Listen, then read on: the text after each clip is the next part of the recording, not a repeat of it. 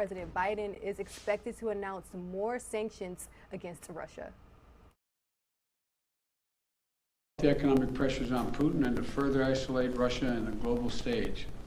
Later today, together with other NATO allies in the G7, Canada, France, Germany, Italy, Japan, the United Kingdom, as well as the European Union, we're going to jointly announce several new steps to squeeze Putin and hold him even more accountable for his aggression against Ukraine.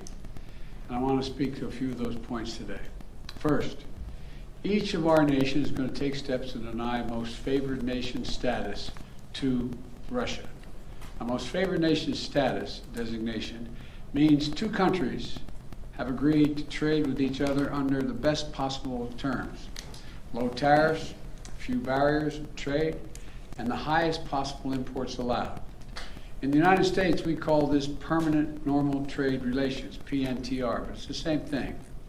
Revoking PNTR for Russia is going to make it harder for Russia to do business with the United States, and doing it in unison with other nations to make up half of the global economy will be another crushing blow to the Russian economy. It's already suffering very badly from our sanctions. And I want to thank Speaker Pelosi, Leader McCarthy, Leaders Schumer and McConnell, and Senators Wyden and Crapo, Representatives Neal and Brady, for their bipartisan leadership on this in the Congress. I would like to offer a special thanks to Speaker Pelosi, who's been a strong advocate for revoking PNTR and who agreed to hold off on that in the House until I could line up all of our key allies to keep us in complete unison. Unity among our allies is critically important, as you all know, from my perspective at least. Many issues divide us in Washington, but standing for democracy in Ukraine, pushing Russia's aggression, should not be one of those issues. The free world is coming together to confront Putin. Our two parties here at home are leading the way. And with that bipartisan cooperation, I'm looking forward to signing into law the bill revoking PNTR, which is, again, most people think of it as most favored nation status. We're also taking a further step of banning imports of goods from several signature sectors of the Russian economy, including seafoods, vodka, and diamonds. And we're going to continue to squeeze Putin. The G7 will seek to deny Russia the ability to borrow from leading multinational institutions, such as the International Monetary Fund and the World Bank. Putin is an aggressor. He is the aggressor. And Putin must pay the price. He cannot pursue a war that threatens the very foundations, which he's doing, the very foundations of international peace and stability, and then ask for financial help from the international community. The G7 is also stepping up pressure on corrupt Russian billionaires. We're adding new names to the list of oligarchs and their families that we're targeting.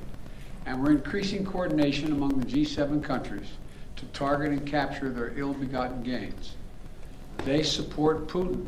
They steal from the Russian people, and they seek to hide their money in our countries.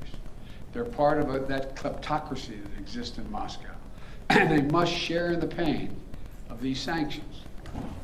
And while we're going after these their super yachts and their vacation homes and worth hundreds of millions of dollars, we're also going to make it harder for them to buy high-end products manufactured in our country. We're banning the export of luxury goods to Russia. They're also the latest steps we're taking, but they're not the last steps we're going to take. And as I said at the beginning of all these steps, we're going to hit Putin harder because the United States and our closest allies and partners are acting in unison.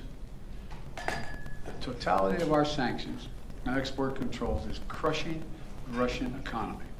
The ruble has lost more than half its value. They tell me it takes about 200 rubles to equal $1 these days. Moscow Stock Exchange has been closed for 2 weeks because they know the moment it opens, it will probably collapse. Credit rating agencies has downgraded Russia's government to junk status, its economy to junk status. The list of businesses, international corporations leaving Russia is growing by the day. We're also continuing to close corporations with allies and partners to make sure that the close cooperation we continue to have, the Ukrainian people are able to defend their own nation. The United States has sent more than $1 billion in security assistance to Ukraine over the last year, including anti-armor and anti-air capabilities, taking out tanks and planes and helicopters, with new shipments arriving every day. We, the United States, are also facilitating significant shipments of security assistance from our allies and partners to Ukraine. And the humanitarian front, we're working closely with the UN and humanitarian organizations to support the people of Ukraine who have been displaced by the violence in Ukraine. We're providing tens of thousands of tons of humanitarian supplies, food, water, medicines, coming via truck and train every single day. Yesterday in Poland, Vice President Harris announced an additional $53 million in additional humanitarian support to Ukraine. That brings the total humanitarian assistance to $107 million in just 2 weeks.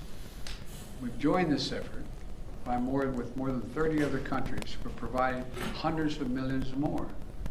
And last night, with a great credit, the Congress passed a bipartisan spending bill that included an additional $13.6 billion in new assistance to the Ukrainian people. I look forward to signing that immediately. I also want to be clear, though. We will make sure Ukraine has weapons to defend against an invading Russian force. We will send money and food and aid to save the Ukrainian people. And I will welcome Ukrainian refugees. We should welcome them here with open arms if they need access. And we're going to provide more support for Ukraine. We're going to continue to stand together with our allies in Europe and send unmistakable message. We'll defend every single inch of NATO territory with the full might of the united and galvanized NATO. We will not fight a war against Russia in Ukraine.